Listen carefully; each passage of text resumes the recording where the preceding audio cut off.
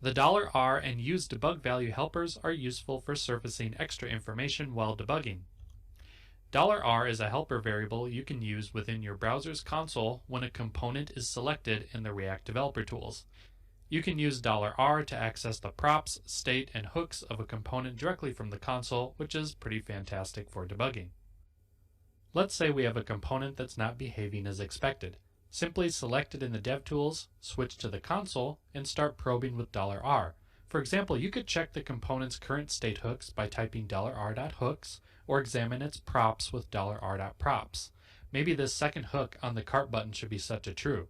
At first, you'd think setting it directly like this might work, but it doesn't. The way to handle this is directly through the DevTools UI. However, you can use $R to invoke callbacks, which you can't do using the DevTools. If we open the drawer by clicking it in the UI, then on the bug drawer component, call $R.props.onClose, it does shut the drawer and run the state update cycle. $R can also be useful if there are other properties on the component that aren't visible in the DevTools, such as for class components. Another helper for debugging is the useDebugValue hook. It allows you to display a label for custom hooks in the React DevTools. Imagine you have a custom hook that uses internal state and other React features. When debugging, it can be tough to understand what's happening inside the hook. By adding useDebugValue, you can provide a more descriptive label for your custom hook in the DevTools UI. Let's look at an example.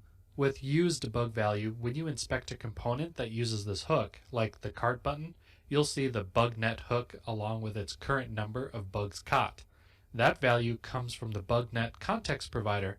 If I update the state of the number of caught bugs, that gets reflected in the DebugValue hook.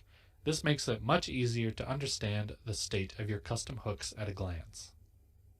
Let's quickly cover when you would use these helpers.